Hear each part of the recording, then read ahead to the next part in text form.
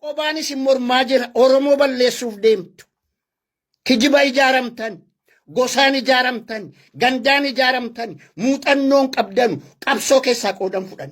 Isqaaliin eessatti beeknanu maqaa isaa dhaawunuu natti xiqqaatanatti nama xiqqoo salphoo kan piroofeesarri keessan afuuftuu akkanaa kan girrisa malaallaan yoo piroofeesarri keessan kan akkana kiiloon baasne ta'e kan ijoollee akkam ta'a kan girrisa jimaa nyaatee guddate.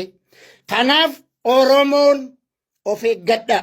Of eeggadhaa oguun jedhu warra aqlii qabdan kan biraa gabaarraa bitam. Piroofeesarri keessan illee gabaarraa bitam. Piroofeesarri Oromoo dooktorri argaa jirra nama narrabsini waan isin argitanuni waan isin sodaattanuni jechaan kaa jira. Kan piroofeesarri keessan akkana sobu kan piroofeesarri Oromoo akkana bitamu duwwaa sa'uudhaaf of nama tuffachiisa. Ansawuma kanarraa dhaladhee jetta. Kanaaf Isqaa'eel qabsoo keessatti san beeknu haati manarraa ariitee OMN itti dhaqe. Kanuma gabaabaatti in sobna jedhanii wal ijaaramanii intellectiin kanan godhu. Intellect namni jedhamu hayyu warri jedhamu wal sobnee ijoollee sobnee biyya sobnee addunyaa jijjiiran jedhu. Never ever hayyuun kanan godhu.